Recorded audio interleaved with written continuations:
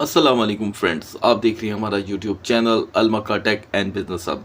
दुनिया भर से हमारे तमाम व्यूवर्स को मिडनाइट मार्केट अपडेट में बहुत बहुत वार्म वेलकम।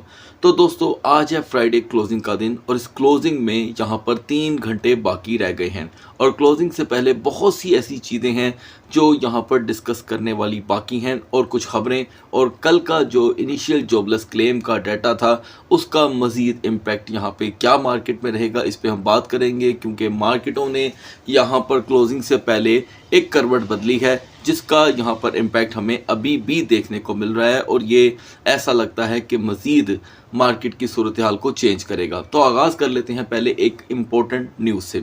ये न्यूज़ दोस्तों शायद आप तक पहुँच चुकी हो, लेकिन इसका इम्पैक्ट आपके साथ तजिए के तौर पर शेयर करना बड़ा ज़रूरी है। 10 दिन की दोस्तों जो डेडलाइन है वो यहाँ पर एक्सटेंड कर दी गई है। आपको पता था या पता होगा कि जुमे का दिन आखिरी दिन कंसीडर किया जा रहा था उस चीज़ के लिए जिसे हम यहाँ पर पीस टॉक का नाम दे रहे थे। जाहिर बात है, जैसे ही हमें अमन की कोई बात सुनने को मिलती है तो क्रूड ऑयल के प्राइस तो सिर्फ पीस के नाम से ही गिरना शुरू हो जाते हैं। अब अंदाज़ा करें, अगर आपको थोड़ी सी भी मार्केट की या इकोनॉमी की नौ हाव है कि आखिर क्या है इस लफ्ज़ के अंदर, कि इसके आते ही क्रूड ऑयल के प्राइस गिरना शुरू हो जाते हैं और जैसे ही पीस के बदले में कोई और लफ्ज़ आता है जिससे इंतशार पैदा होता है तो इसके प्राइस बढ़ना शुरू हो जाते हैं। ये काफ़ी ज़्यादा तशवीशनाक सूरत हाल बन चुकी है। फ़िलहाल ये 10 दिन का आपके सामने दोस्तों एक एक्सटेंड डेडलाइन का एक जो सेंटीमेंट है ये मार्केटों को यहाँ पर थोड़ी सी एनर्जी बख्शेगा। कैसे, मैं बता देता हूँ। पहले तो ये बता दूँ कि क्रिप्टो मार्केट ने 27 दिन की अपनी आज स्ट्रीक तोड़ी है। वो क्रिप्टो मार्केट जो 28 फरवरी को जब ये सारा कुछ स्टार्ट हुआ था मिडल ईस्ट के अंदर, उस वक़्त इस हालत में थी जहाँ पे अब पहुँची है। लेकिन जो मार्केटें जिसे हम कमोडिटीज़ बोलते हैं वो जो इंतहाई स्ट्रॉन्ग पोजीशन में थी वो आज यहाँ पर इस 10 दिन की मज़ीद डेडलाइन की वजह से कहा ये जा रहा है कि ये इम्प्रूव कर रही हैं, जबकि मैं इसको दोस्तों सिर्फ़ और सिर्फ टोकनाइजेशन के ज़िम्मे में डालता हूँ। टोकनाइजेशन जिसने सारों को एक ही पेज पे इकट्ठा कर दिया और अब वो एक सिर्फ क्रैश की मुख्ताज होकर के रह गई है। तो एनीवे ये 10 दिन का जो डेडलाइन की एक जो एक्सटेंड आई है ये अब मज़ीद और क्या करेगी, इसमें ये होगा कि अफवाहें ज़्यादा फैलेंगी। ठीक है, कोई जैसे कि आपने देखा कि जिसके मुंह में जो आता है वो बोली जा रहा होता है और दूसरों को परेशान करने का वो बाइस बनता है। तो इस चीज़ का तो हल यही है कि आप वेरिफिकेशन करते रहें, हर ख़बर की अच्छी खासी आप धुलाई करें, उसे अच्छी तरह जांच पड़ताल कर लें। अब इस 10 दिन के अंदर अंदर दोस्तों आपको पीस टॉक के और ज़्यादा मौके देखने को मिल गए हैं और काफ़ी ज़्यादा इसके ऊपर वर्क चलता रहेगा। जैसे जैसे कोई अपडेट आएगी मैं आपके साथ शेयर करता रहूँगा। लेकिन मैं आपको बता दूं कि इस दरमियान कमोडिटीज़ जो हैं वो करवट बदल सकती हैं। इतनी उम्मीदें यहाँ पर एक मतलब आपको फिर से देखने को मिल रही हैं।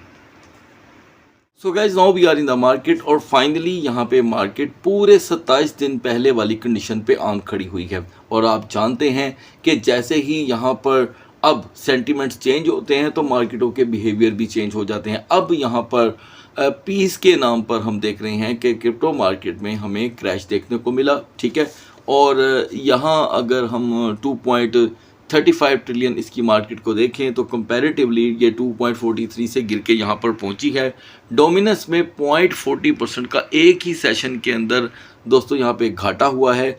यानी कि अल्ट कॉइन के लिए कुछ मौके यहाँ पर उभरते हैं लेकिन जस्ट फंडामेंटल के लिए। और टॉप ट्रेंडिंग के अंदर आपको दोस्तों यहाँ पर ख़ुद BTC देखने को मिल रहा है। यहाँ पर आगे बढ़ने से पहले एक बात तो मैं ज़रूर हमारी ऑडियंस से करना चाहूँगा। देखें दोस्तों, ये एक टोकन है सायरन। मैंने 4 दिन पहले तमाम व्यूवर्स को एजुकेट किया था कि दोस्तों इस क्योंकि कुछ व्यूवर ने पूछा था कि इसके बारे में आपकी क्या राय है। तो गाइस, आपने मेरी राय जानी थी, मुझे उम्मीद है कि आपको पता होगा। कमेंट सेक्शन में ज़रूर लिखिएगा कि मैंने आपको बताया था कि इसका फंडामेंटल किसी भी प्रोजेक्ट से इसका कोई ताल्लुक़ नहीं है। आप अंदाज़ा कर सकते हैं कि ये 2 से 3 टाइम 2.80 से फॉल करके इस वक्त अपनी तकरीबन 80% कीमत खो चुका है। तो ऐसे प्रोजेक्ट से कोसों दूर रहें। तो दोस्तों, अगर आपने सुबह की मार्केट अपडेट और न्यूज़ अपडेट्स देखी थी तो यकीनन आपको ये अंदाज़ा होगा कि मार्केट के सेंटिमेंट्स पहले ही आपसे शेयर कर दिए गए थे। Flow downside new down trend, मैंने आपको पूरी वीडियो में बताया कि ये दो चीज़ें हमें यहाँ पर देखने को मिल रही हैं। तो वो चीज़ें अब आपके सामने आ चुकी हैं, लिहाजा BTC यहाँ पर 70,000 जैसी जोन से काफ़ी दूर आन गिरा है। इन दोनों को बाद में डिस्कस कर लेंगे। आगाज़ करते हैं BNB से। गाइस, जब यहाँ पे मार्केटें अपने ट्रेंड्स बदलती हैं तो फिर कैंडल चार्ट के रुख भी बदल जाया करते हैं। आप जानते हैं कि इस वक्त BNB ने 620 को मुकम्मल तौर पे कोलैप्स कर दिया है। आपको अपडेट किया गया था कि जिस वक्त BNB 627 628 के करीब था कि BNB अगर 620 को यहाँ पर अपनी सपोर्ट के तौर पे ब्रेक करता है तो एक नए यहाँ पर दोस्तों डाउन ट्रेंड का आगाज़ होगा, जो आप देख चुके हैं। इस वक्त BNB ने 606 का दोस्तों एक नया लो प्रोवाइड किया है और यहाँ पर हमें कोई सपोर्ट बनती हुई दिखाई नहीं दे रही और यहाँ पर आपके पास कोई हिस्ट्री भी मौजूद नहीं है पिछले 2 हफ्तों की, ठीक है। तो ये आपने पिछले 2 हफ्तों में पहली दफ़ा एक लोअर लेवल देखा है। मान लें कि अगर हमें 605 पे भी सपोर्ट ना मिली तो ऐन मुमकिन है कि वक्ती तौर के लिए BNB एक 600 से भी नीचे का डिप ले और यहाँ पे रिकवरी के चांसेस कदरे स्लो रहेंगे, इसलिए कि 612 613 को यहाँ पर वक्ती तौर के लिए देखा जा सकता है। सोलाना के पास दोस्तों यहाँ पर 85.20 की सपोर्ट मौजूद थी। इसके बारे में आपको अपडेट किया गया था कि ये अगर ब्रेक होती है तो सोलाना अपनी हिस्ट्री के मुताबिक 82.90 का लो देगा, तो आप उससे ज़्यादा का लो देख चुके हैं 82.10 का, और इस इधर भी अभी सपोर्ट नहीं मिल रही। लिहाजा मार्केट इम्पैक्ट और फ्लो सारा 80.50 पे आ गिरा है। रिकवरी काफ़ी स्लो रह सकती है। और आज दोस्तों जो व्यूवर की जानिब से डिमांड थी सबसे ज़्यादा, उस टोकन को हम यहाँ पर ऐड करेंगे। अगर आप चाहते हैं कि आपके टोकन को भी ऐड किया जाए तो आप कमेंट सेक्शन में अपने टोकन को डिस्कस कर दीजिएगा। सुबह हमारी डिस्कशन के दरमियान BCH जो है दोस्तों वो 462 पे अपनी रेजिस्टेंस बना करके बैठा हुआ था। अंदाज़ा करें कि अभी भी BCH का बिहेवियर तमाम टोकन की निस्बत कदरे स्ट्रॉन्ग है और जो हमने इसकी सपोर्ट आपके साथ डिस्कस की थी वो 455 से 458 की थी according to the candle chart study. ये देखें 1 2 3, ये इसकी नीयरेस्ट हिस्ट्री है। यही एक टोकन है जिसने अभी तक अपना कैंडल चार्ट पैटर्न नहीं तोड़ा, तो इसको हम दरमियान में रखेंगे गाइस। और इसकी सपोर्ट जो हमने आज देखी वो 458 की थी। ये 458 से एक क्विक बाउंस लेकर के आया है 471 का, तो ये अपना लोहा मनवाने में यहाँ पर कामयाब है। अभी भी यहाँ पर BCH की जो सपोर्ट है वो 450 से 455 कंसीडर की जाएगी। तो गाइज ऑन डिमांड में सबसे ज़्यादा जिक्र यहाँ पे टीथर का देखा गया, जिसे हम XAUT कहते हैं। तो लिहाजा गाइज आप देख रहे हैं कि एक बड़ा यहाँ पर मोमेंटम यहाँ XAUT ने कंसीडर किया है। इसकी एक ही यहाँ पर सपोर्ट है दोस्तों 4505 की, ठीक है। ये ही एक सपोर्ट है और इसके ब्रेक होने पे हम इसके ट्रेंड को फॉलो करेंगे, जो शेडो के तौर पे हमें 4480 तो नॉर्मली शो करता है। अपर लेवल के लिए 4530 से 4535 से ज़्यादा की इसकी रेजिस्टेंस अभी यहाँ पर बन नहीं पा रही। एक लंबे अरसे के बाद हम यहाँ पर दोस्तों AAVE को 105 जैसी सपोर्ट तोड़ता हुआ देख रहे हैं और अभी भी कहीं भी यहाँ पर इसके लिए सपोर्ट मौजूद नहीं है। So AAVE need a support over there. अगर ये सपोर्ट हमें नहीं मिलती तो 95.10 के दरमियान मार्केट इसकी रहेगी सपोर्ट के तौर पे। ये एक्सपेक्टेड सपोर्ट है और रेजिस्टेंस के लिए सेफ्टी जोन इसकी 105.30 कंसीडर की जाएगी। बढ़ते हैं BTC और इथेरियम के कैंडल चार्ट की तरफ। So guys, now we are on the chart of BTC और फाइनली BTC दोस्तों 70,000 से बहुत ही दूर आ चुका है। सेफ जोन इसने बहुत पीछे छोड़ दी है और अब ये अपने पिछले 15 दिन की जो इसकी वर्किंग थी कैंडल चार्ट की उसको ब्रेक कर चुका है। मज़ीद नया कुछ जानने के लिए हमें 424 और परफॉर्मेंस की तरफ आना होगा। तो दोस्तों अब आपके समझने के लिए मैंने ये चीज़ें और कर दी हैं आसान।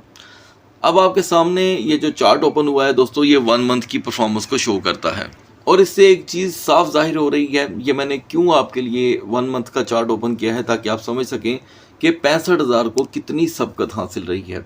ये देखें, एक पूरा महीना पीछे चले जाएं तो मार्केट ने हमें एक बार 62,500 का लो दिखाया था और मार्केट यहाँ से कर गई थी रिकवर। उसके बाद हम कितनी बार 65,000 पे आए, 1 2 3 4 5 6 एंड नाउ 7 टाइम मार्केट 65,000 से बाउंस कर चुकी है। अब ये बात दोस्तों कोई भी नहीं जानता कि मार्केट यहाँ से बाउंस करेगी या नहीं, इसलिए कि अभी की कंडीशन में यहाँ पर सपोर्ट तो बन ही नहीं रही। So we need a support. यहाँ पर सपोर्ट बनती है, वो भी 4 आवर के कैंडल चार्ट पे, तो इसके लिए कुछ फ़ायदेमंद साबित हो सकता है, जैसे कि 66,500 से लेके 67,000।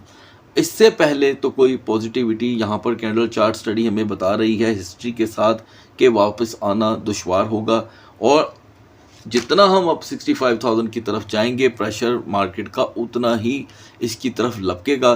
तो सपोर्ट आप कंसीडर कर सकते हैं 65,000 की। याद रखिएगा कि अगर आप हिस्ट्री को साथ साथ स्टडी करते रहेंगे तो आपको काफ़ी कुछ सीखने को मिलेगा। कैंडल चार्ट पैटर्न्स इसी तरह ही बदलते हैं। और इससे पहले कि आप सवाल करें, मैं एडवांस में ही आपको बता देता हूं कि 65,000 एक क्रिटिकल सपोर्ट बन चुकी हुई है। इस पे बड़ा दारोमदार है मार्केट का। बढ़ते हैं इथीरियम के कैंडल चार्ट की तरफ। इथीरियम की भी स्ट्रगल दोस्तों यहाँ पे हुई ख़त्म, इसलिए कि इथीरियम भी लास्ट टाइम जब अपनी परफॉर्मेंस दे रहा था वो 2000 से अपर लेवल की ही थी। सेवरल टाइम 2000 को ब्रेक करके इसने अपने आप को रिकवर किया, और अब बीटीसी की तरह इथीरियम को भी यहाँ पर एक सपोर्ट चाहिए। अब अगर हम इसकी हिस्ट्री में जाएं तो हमने 1850 और 1880 को बहुत बार देखा है। ये देखिए 1 2 3 kind of 4 time market in level से रिवर्स हुई है। तो अभी इथीरियम का 1970 1950 पे ओवरस्टे करना इसके लिए हिस्टोरिकली लेवल्स की तरफ रिवर्सल लेके जाता है। ठीक है जी, ये कैंडल चार्ट स्टडी और हिस्ट्री आपको वाज़ेह तौर पे क्लियर कर देती है बाज़-औक़ात। लेकिन यहाँ पर अगर मार्केट अपने दिन का आगाज़ 2035 2050 से करती है तो इथीरियम को एक बिल्कुल डिफरेंट हौसला मिल सकता है मार्केट के मुताबिक। और फ्लो की तरफ अगर हम बात करें तो वीकर जोन में पहला पड़ाव 1950 का रहेगा। सो गाइस, सुबह तक अल्लाह हाफिज़।